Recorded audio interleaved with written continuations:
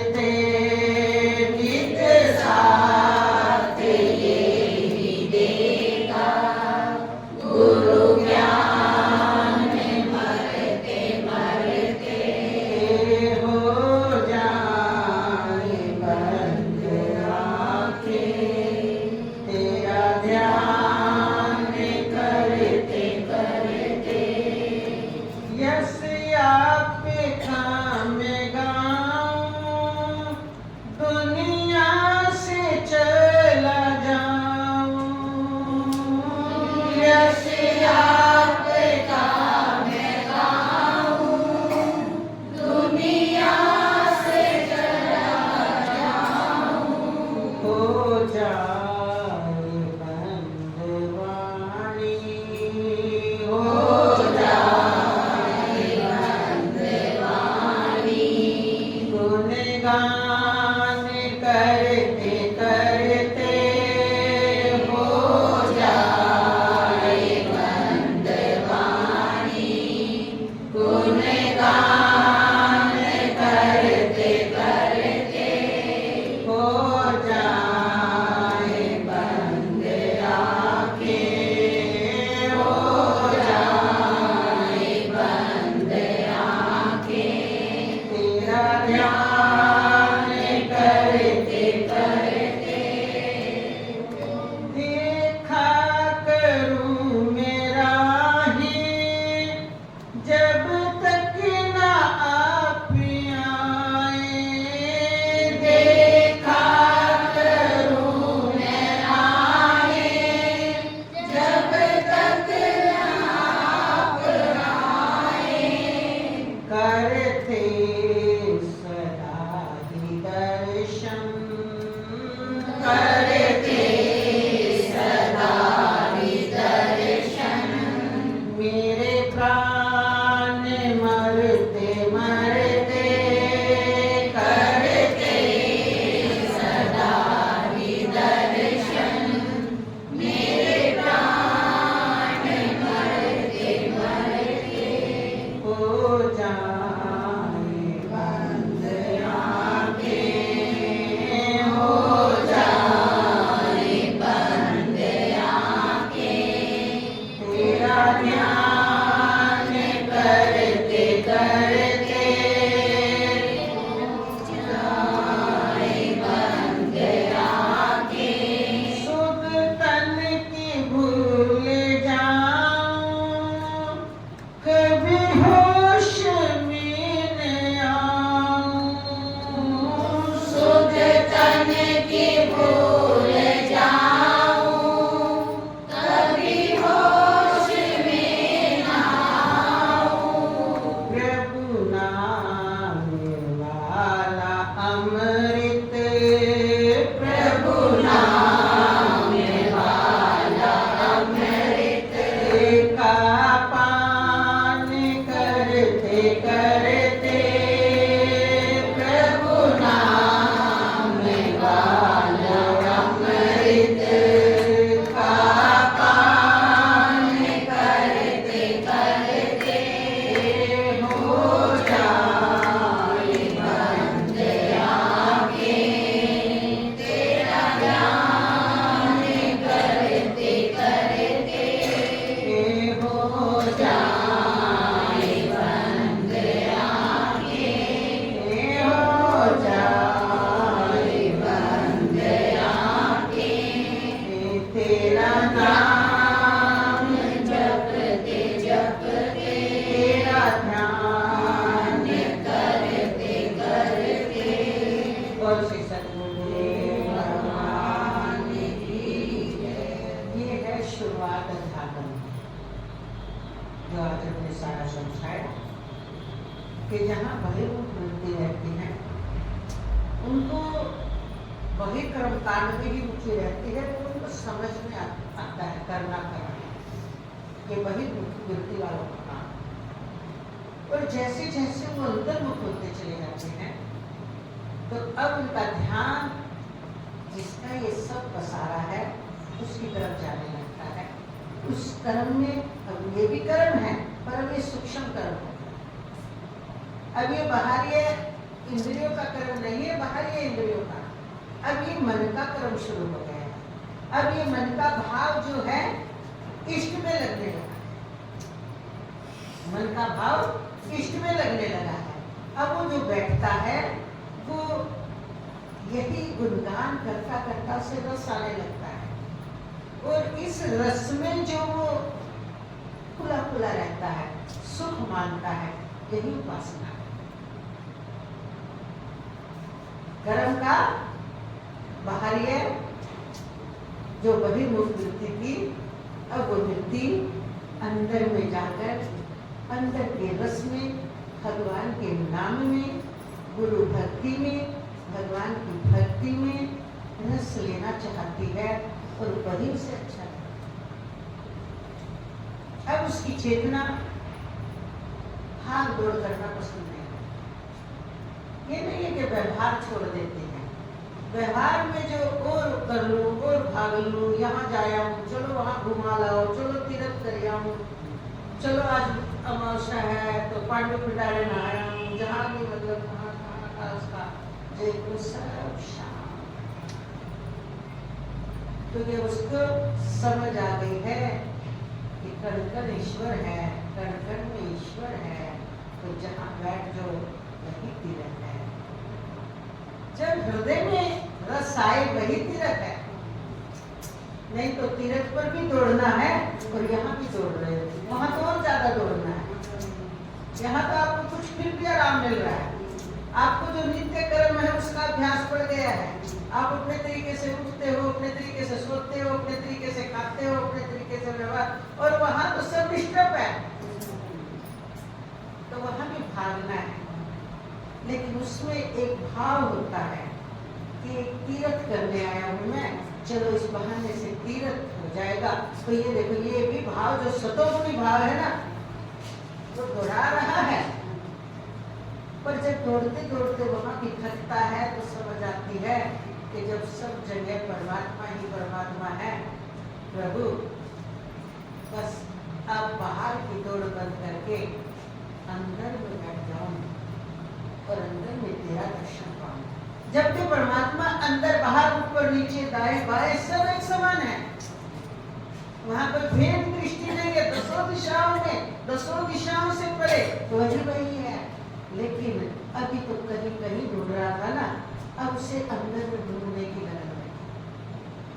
बाहर की लगन अब खत्म होने जा रही है, अब अंदर में ढूंढता है कि प्रभु अंदर में मिलते हैं, अंदर तेरे बसे भगवान।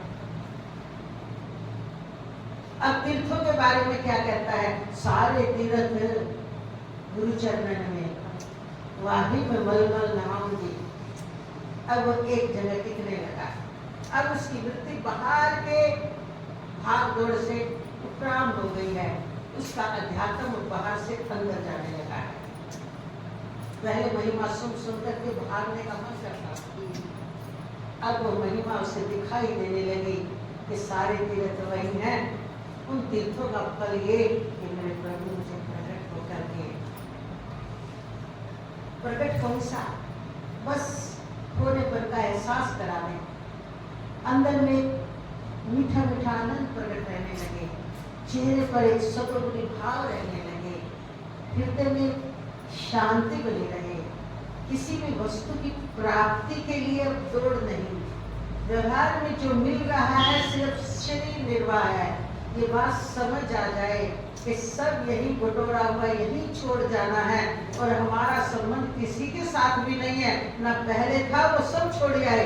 आज भी जिन बच्चों के लिए छोड़ के जा रहे हैं, जिसके लिए यश मान कर अभी मेरा यश फैलेगा, कितनों का ये सब फैला हुआ है, सब इच्छाएं उसकी शांत हो जाती है, और वो शांत होकर अंदर की शांति की यात्रा करता है। इसका नाम है उपासना, इसका नाम है भक्ति। अब अंदर के नजारे उसके सामने प्रकट होने लगते हैं। अब वृत्ति उसकी अंदर के नजारों में रस लेने लगती है, और अंदर के नजारे जब देखता है तो बहिर्मुख वृत्ति होने थी ना जो पहले, अब खतरा वो बकने ना लग जाए, क्योंकि आदत नहीं है ना, गहराई बनी नहीं है। पहले नजारे में ना बहक जाए, मैं तो ये देख देता हूँ, तुम कहाँ भटक रहे हो, तुम क्या कर रहे हो, क्योंकि अपने को सुपीरियर बनाने की आदत जो है, जरा सा मिला उसी को गा दिया तो फिर आगे आ जाता है, फिर वही। क्योंकि ये जीव के हृदय में अज्ञान विशेष रहता है। जीव हृदय अज्ञान विशेषी, इसकी जो यश की नाम की भूख है, तो ये थोड़े से को ही बहुत करके मान लेता है। जबकि अंतर तेरा भरा खजाना साथी संतन पास सकी, लाए बिना ना खुलता ताला, मिले ना दौलत खा सकी। याद रखो, इसका स्वभाव जो रहा है वही मुख रहने का, छोटी छोटी बातों को बताने का, वैसे फिर बाहर धकेलता है। क्यों? इंद्रिया सुरना ज्ञान सुहाई, विषय भोग में प्रीत सदाई। इंद्रिया सुर को ज्ञान क्या, उनको अंदर की प्रीत भी नहीं सुहाती, रस भी नहीं सुहाता। इंद्रियों के सुर, इंद्रियों के जो देवता है वो तो बाहर ही घूमना पसंद करते हैं, संसार में ही आपको फिर ला रखा है। इसलिए कहा है गुरुमुख रहो, और गुरु की देख रेख में जैसे आपकी ये यात्रा रहेगी, गुरु की देख रेख में, तो वो आपको बार बार इंडिकेटर देते रहेंगे, नहीं किसी को मत बताना, अंदर जाओ। अंदर जाने का मतलब किसी को मत बताना। अच्छा, कई बार शिष्य का ये भी बड़ा ज्ञान होता है, गुरु जी मेरे को जान के मना कर रहे हैं, फिर वो यहाँ भी चालाक होगा तो फिर यहाँ चालाकी खेलेगा। मैं तेरे को बता रही हूँ, तो गुरु जी के सामने मत बता देना, क्योंकि जिनका स्वभाव है चालाक। मैंने भी किसी को बोला था, उसके भी बेटा हो गया, मैंने नजारे देख लिए। मैंने बोला था उसके जाके भी कैसा हो जाएगा, हो गया उससे, अब इतना बदला है। क्योंकि बड़ी लोग रहना उसे बड़ा पसंद आता है। नहीं, कई बार तो गुरु क्या करते हैं, गुरु की महिमा आप जानते नहीं कितनी है। जिस शिष्य को आर पार करना है ना, उसकी आंखों को देखिएगा, मेधावी शिष्य है और संसार में आन पड़ा है तो भटकने के चांस जगह जगह है, तो उसकी आंखों पर पट्टी बांध देते हैं और उसको वो रास्ता पार करा देते हैं। और जब वो रास्ता पार करके जब आंखों की पट्टी खोलते हैं, तब उसको पता चलता है मैं यहाँ कहाँ खड़ा हूँ। फिर उसको कभी कभी ये होता है कि ये कहते हैं अंदर में इतने नजारे हैं, ऐसे ऐसे, ये मैंने तो कोई, मेरे सामने तो कोई आए नहीं, मुझे तो सीधा ही, मतलब मेरे को तो ये लग रहा है बस वही नहीं। तो वो ये नहीं पहचान पाता कि गुरु जी ने तेरी सुषुप्त अवस्था में ये सारा काम कर दिया। आंखों की पट्टी बांधने का मतलब ये, तेरी अनजान अवस्था में ये सारा काम कर दिया। तेरे अंदर योग्यता थी, पर तू बाहर भटक चुका था ना, तू गाय बिना नहीं रहता, कहीं भी अटक जाता, यश मिलता उसमें अटक जाता। तुझे पूछने वाले ज्यादा मिल जाते उस टाइम पर, क्योंकि यश मिलेगा उसी के पीछे है। क्योंकि सोशल मीडिया का जमाना इस समय तो बहुत ही बुरा हाल है। इस समय तो जितना अपने को छुपा के रखो उतना योग बल बढ़ता है,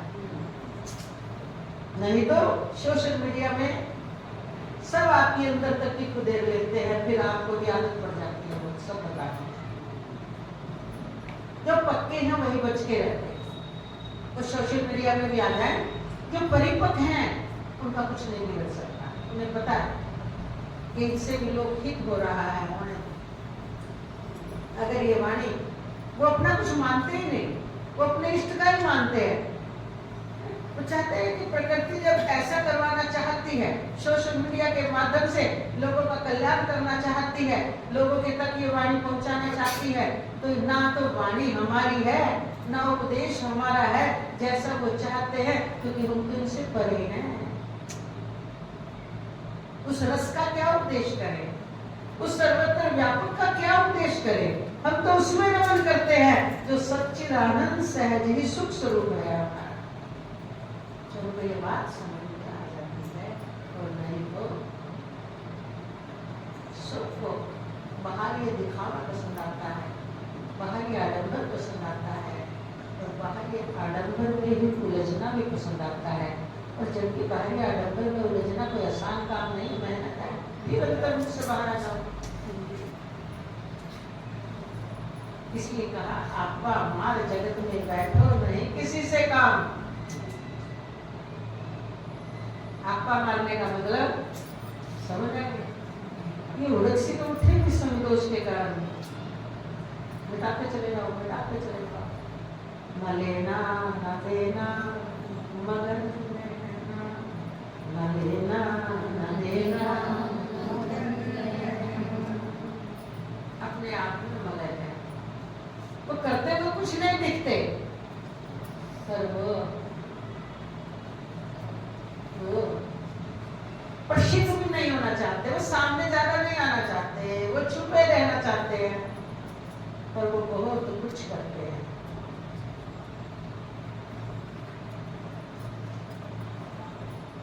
इसीलिए हमारे भारत के अंदर ऐसे ऐसे महापुरुष बहुत हैं, पहले भी थे, आज भी हैं, आगे भी रहेंगे। कोई अवधूत बनकर रहता है, कोई सदगृहस्थी बनकर रहता है, कोई अपने को छुपा करके परिचय ही नहीं देता, सबके बीच में पूरे परिवार में रहकर आप व्यक्ति की तरह रहता हुआ बहुत कुछ कर रहा है। उसे लोग पहचान नहीं पाते, लेकिन वो पहचान करवाना भी नहीं चाहता। इसलिए ये जो अध्यात्म का मार्ग है बहुत सीखने का मार्ग, और उससे पहले फेमस हो गए ना अपना, जब तक अपने स्वयं के स्वरूप में नहीं आए, जब तक वो आनंद प्रकट नहीं हुआ, जब तक आपकी मैं नहीं मिटी, तुरंत शरणागति से ही मैं मिलती है। और तुरंत शरणागति का मतलब होता है मैं कुछ नहीं, मैं किसी एक संत की वाणी हम सुन रहे थे, सब अपने हिसाब से अर्थ निकालते हैं, जो जिस भाव में रहता है ना, जितना गहरा चला जाता है वो भी उतना ही गहरा। तो उन्होंने कहा कि ओम नमः शिवाय का, बोले लोगों ने रट्टा लगा रखा है ओम नमः शिवाय ओम नमः शिवाय ओम नमः, चलो मैं आ रहा हूँ, चलो कभी आ रहा हूँ, कभी जाते हैं।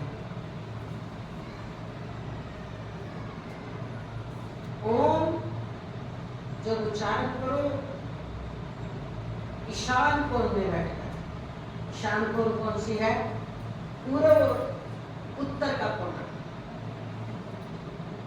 भगवान शिव का कैलाश ईशान कोण में है, उनके सन्मुख बैठ जाओ शांत होकर, और फिर श्वास को उठाओ नाभि से, क्या बोलकर? यहीं से बोले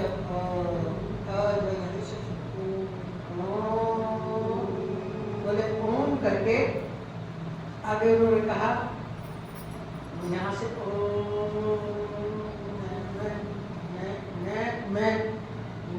मैं शिवाय। देखो मैंने क्या कहा, जो ओम से ही सारी सृष्टि, अब कितनी बार बताते हैं, ओम से ही ब्रह्मा विष्णु महेश प्रकट हुए हैं, पूरी सृष्टि का फैलाव ओम ही शब्द ब्रह्म है, हम कितनी बार आपको बता चुके हैं। तो ओम से जब फैलाव हुआ ना, तो उसमें नाम का मतलब मैं जो है, मैं नहीं, शिवाय बोले, शिवाय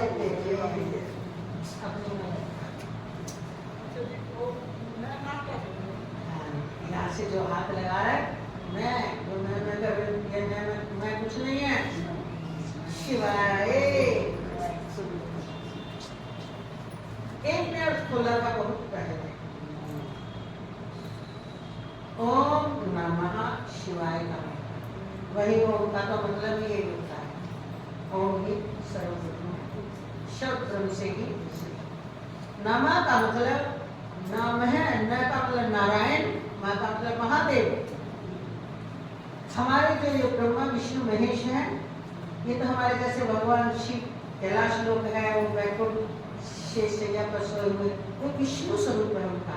वास्तव में जो उनका अस्तित्व था नारायण, नारायण, वो जो अस्तित्व वो बहुत बहुत उच्च, कोई जा ही नहीं सकता, यहाँ तक भी नहीं कोई जा सकता, लेकिन वहां कहने का मतलब कोई विश्राम नहीं पाएगा। बोले नारायण और महादेव इस सृष्टि के रूप में प्रकट हुए हैं। जो भी आकार दिखते हैं, इनमें आयन करने वाला नारायण है, और वही महान देव है, सदाशिव है, शिवाय, उनके शिवाय और कुछ नहीं है। उनके सिवाय कुछ नहीं। कुल मिला के अपनी मैं को हर तरीके से आपको मिटाना पड़ेगा, अपनी मैं को। अच्छा,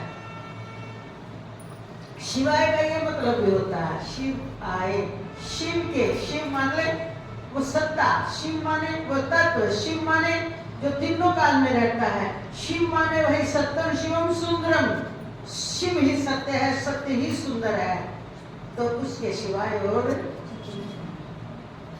कई अर्थ अपने अपने तरीके से निकलते हैं। कुल मिला के ओम नमः शिवाय का मंत्र है। ये भोले भोले जो आप बोलते रहते हो, शंकर समझने रहते हो, वास्तविक ये अर्थ नहीं। ओम नमः शिवाय का मतलब होता ही ये है कि वो भी नाना रूप होकर फिर उसके सिवाय वही बचता है, वही है, वही रहेगा, वही था, और वही हमारा स्वरूप। यहाँ अगर वो बोल सकता है मैं ही शिव हूँ, शिव माने कोई आकार नहीं, शिव माने फिर वही तत्व है, मैं माने कौन, ये शुद्ध मैं, ये मैं जीव भाव वाली मैं नहीं, ये मेरे तेरे वाली मैं नहीं, मेरा तो हटा दिया, जो शेष बचा वही शिव है, तो मैं तो रही नहीं। जिसको जो आसान तरीका लगे उस आसान तरीके से इस मैं को मिटा दो। पर मीठा मीठा यश, मीठा मीठा मेरा बना, सूक्ष्म आसक्तियां बहुत भयंकर। जितना बाहर से आसान लगता है ना, जितनी व्याख्या करना आसान लगता है, जितना समझना आसान लगता है, उतना रहना और अंदर गहरे गहरे जा करके सूक्ष्म सूक्ष्म विकारों को पकड़ना। आप बाहर से अपने सोहम स्वरूप में, शिव स्वरूप में स्थित हो जाते हो, और जब यश फैलता है, जीव भाव बनकर मीठा मीठा रस लेता रहता है, आपको पता भी नहीं चलता। कहने के लिए आप ये बोल देते हो कि सब एक ही है, लेकिन जब आपकी जय जयकार होती है, जब आप पर फूल चढ़ते हैं, जब लोग आपको बहुत चाहते हैं, जब आपके फॉलोअर ज्यादा बढ़ जाते हैं, आपकी गिनती मीठा मीठा यश लेना शुरू कर देती है, और आपसे इग्नोर करते हो, क्योंकि आपकी अपनी एक अलग वो बन गई और आप उसकी तरफ ध्यान ही नहीं देते, अरे वो बस पता जब चलता है कि जितना वो आपकी महिमा गा रहे हैं, अगर उतना ही बदले में अपमान हो जाए, तब भी अगर आप सम रहते हो, फिर आपको कोई और समय सम।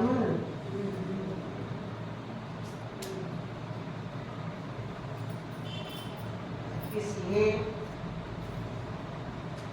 हो जाए बंदा के तेरा नाम जपते जपते का मतलब ये है, हर समय अपने इस भाव में रहो, और सावधान रहो कि कोई व्यक्ति रस तो नहीं ले रही, कोई मैं तो पोषित नहीं हो रहा, जीव भाव फिर इसी में तो नहीं सूक्ष्म रस ले रहा, नित्य साथ ही यही देगा। क्यों बोली ये बात, गुरु ज्ञान मरते मरते, यानी जब तक शरीर में है ना, गुरु के इसी ज्ञान में स्तर्ग रहो। और गुरु का ज्ञान क्या है, तो प्रकाशक स्वरूप आत्मा तेरा यही परिचय है, इसके अलावा कोई परिचय नहीं है। और ये प्रकाशक स्वरूप आत्मा समष्टि में यानी ब्रह्मांड में, इसको भी परमात्मा बोलते हैं, देहधारी में उसको आत्मा बोलते हैं। यस आपका मैं गाऊं, किसका यस गाऊं, इसका जो था, जो है, जो रहेगा, और दुनिया से चला जाऊं, दुनिया से कौन जाने वाला है? तो जाएगा जो आया है। और जब तक इसमें बैठा एक टाका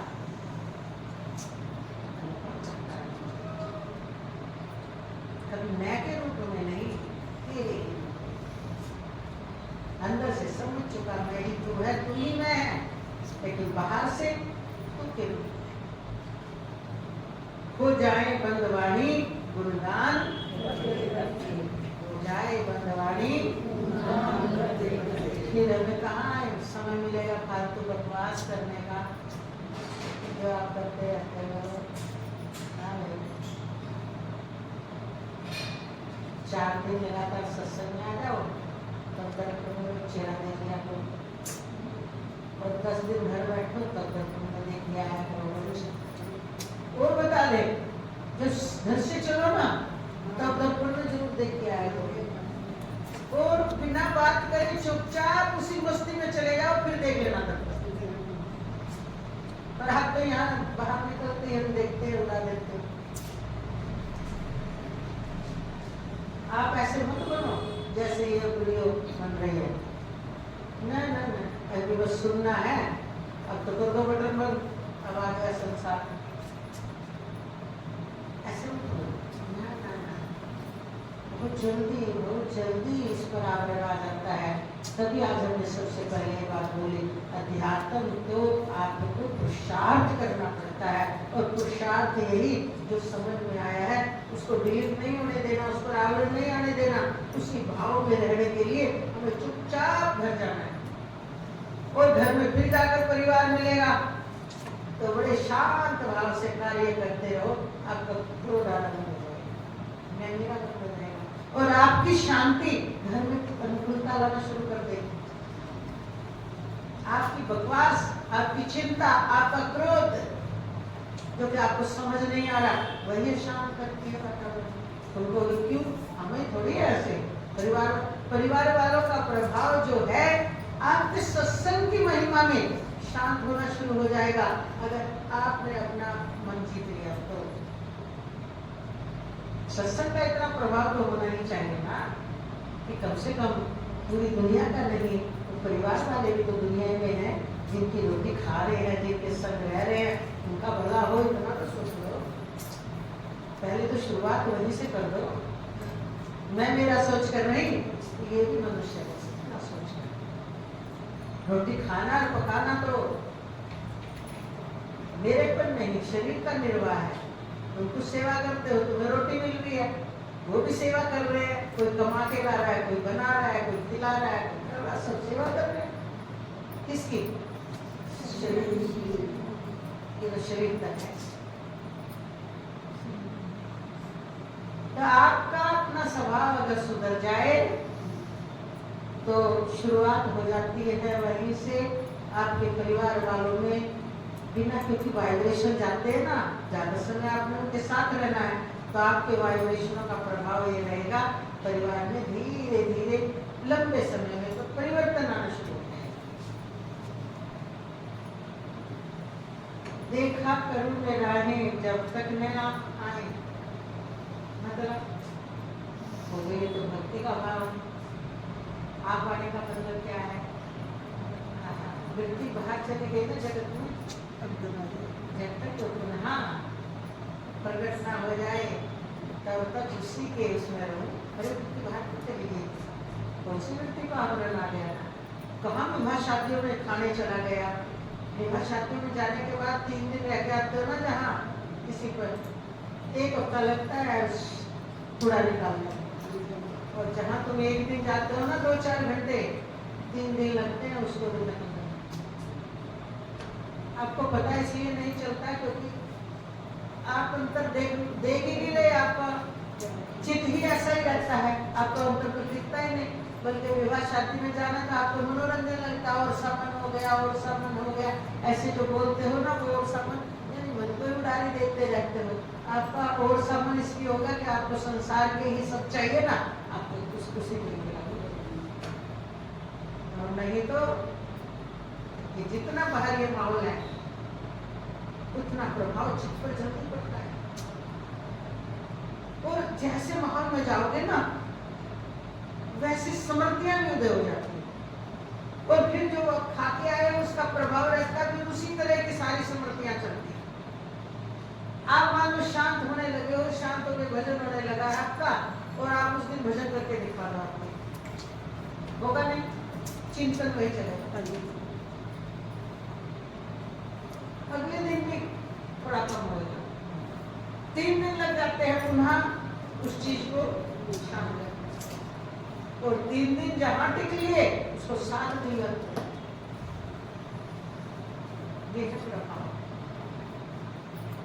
इसलिए कम से कम क्यों, हम पहले कह चुके हैं आप हमारे जगत में बैठो भाई, इस प्रकार के तो त्याग करने ही पड़ते हैं। अगर ये त्याग भी आप नहीं कर पा रहे तो साधना क्या कर रहे हो? जंगल में आप नहीं जा रहे, खाना पीना आप नहीं छोड़ रहे, संयम किस चीज का कर रहे हो? इंद्रियों का साधन किस रूप में रहे हो आप? घर में खुला पूरा भोग कर रहे हो। जब आपसे ये भी त्याग नहीं होते तो त्याग क्या रहे हो? फिर कौन से अध्यात्म की बात करते हो? कौन सा अध्यात्म आपके अंदर उतर के प्रकट हो जाएगा? खुला छोड़ने से, बस यहीं पर बैठकर 1 घंटा सुनने से अध्यात्म की घटना घट जाएगी। अप्लाई करने के लिए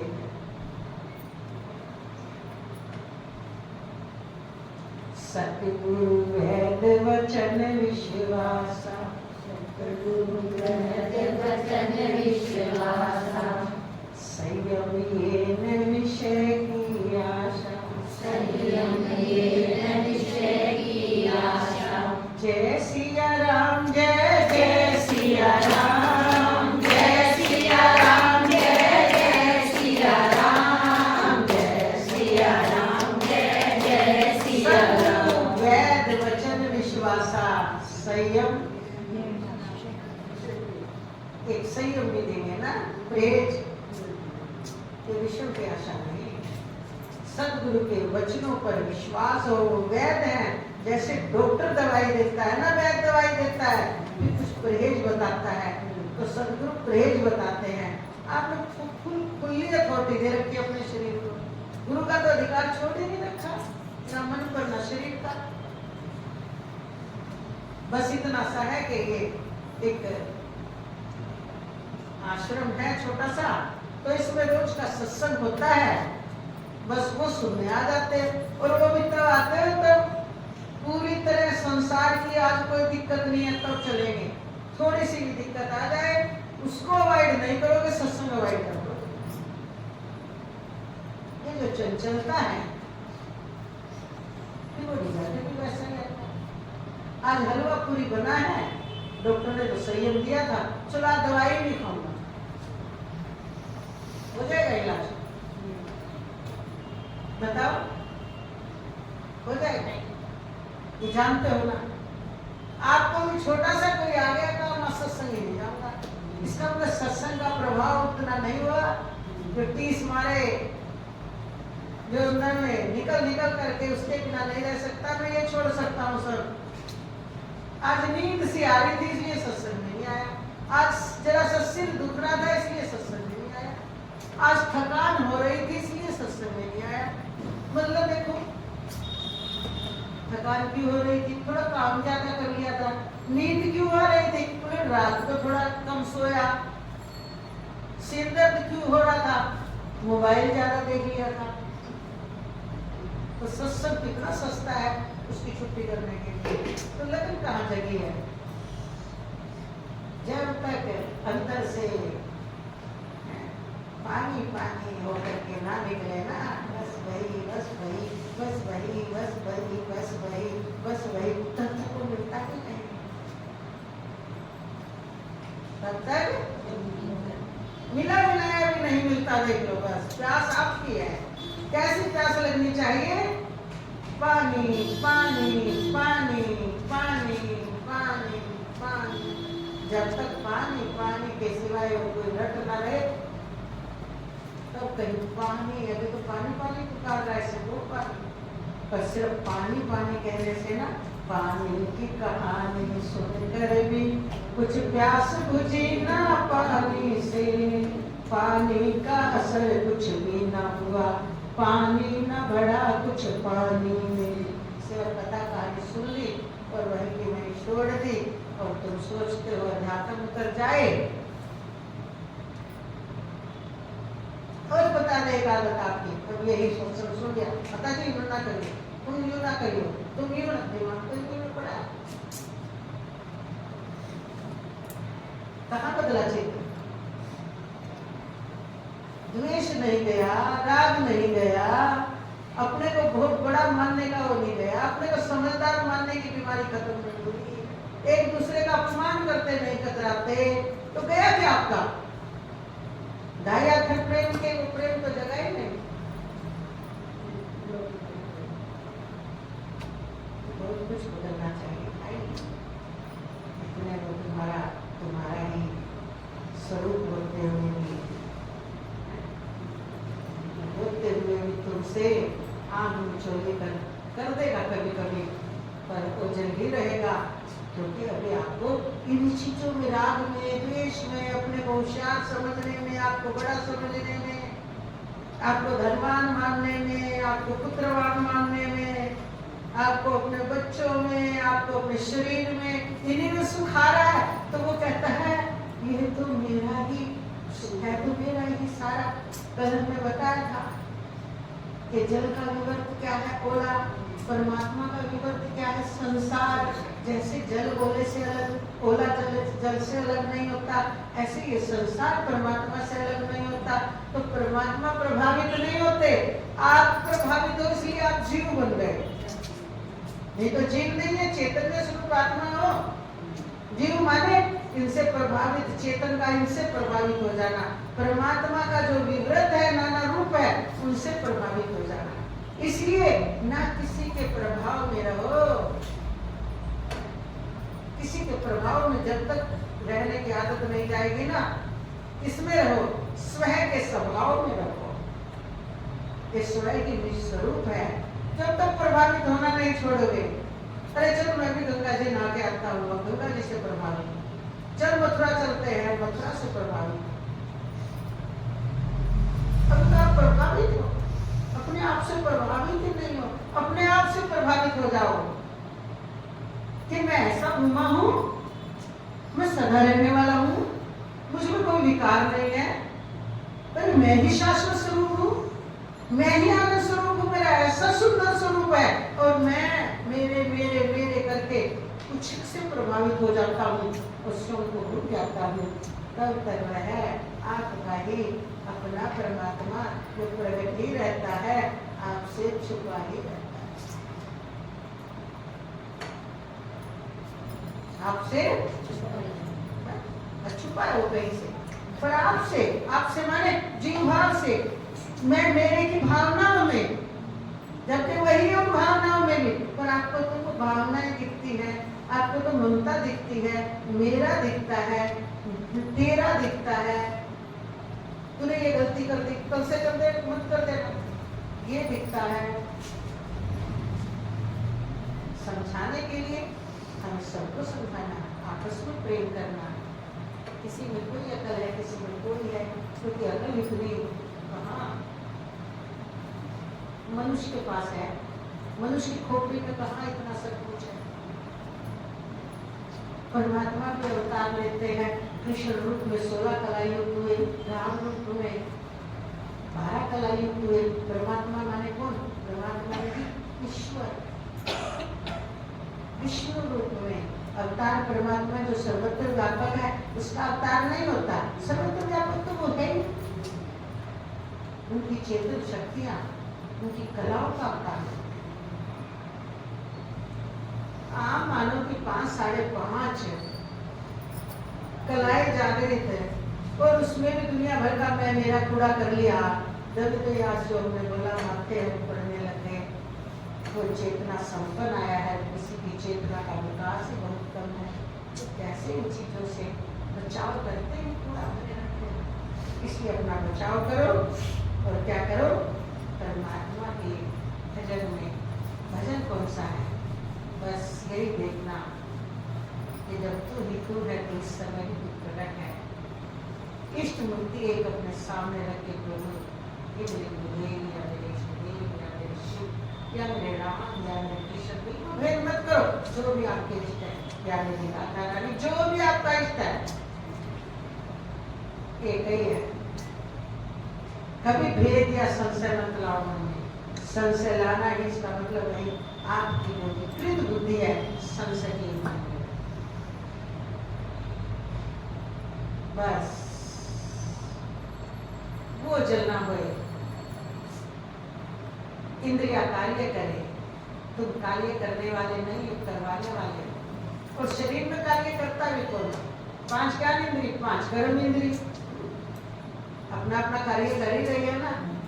और चारों अंदर के मन बुद्धि चित्त अहंकार ये मिलकर करवा रहे हैं। और तुम पावरफुल पावर दे रहे हो, तुम करता क्यों बोलते हो?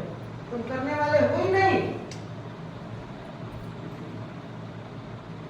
ऐसा ज्ञान फैल जाए आपको तो क्या करना है, बस इनको करते हुए साक्षी भाव से रहते हुए, और इनको जीव को क्या करना, जीव की सिद्धि लो लगा दो, प्रकाशक स्वरूप परमात्मा इष्ट देव कैसे मानते हो, आत्मा में अभी नहीं लगा पाओगे। यही उपासना में होता इष्ट होना चाहिए। जब उपासना पार चले जाओगे, जब भक्ति की चरम सीमा हो जाएगी, जब ज्ञान होगा, जब भेद खत्म हो जाएगा, फिर भेद के बाद शब्द रहेगा, औपचारिकता, अंदर में भ्रम खत्म के वो अलग है या अलग है। कौन सी सत्य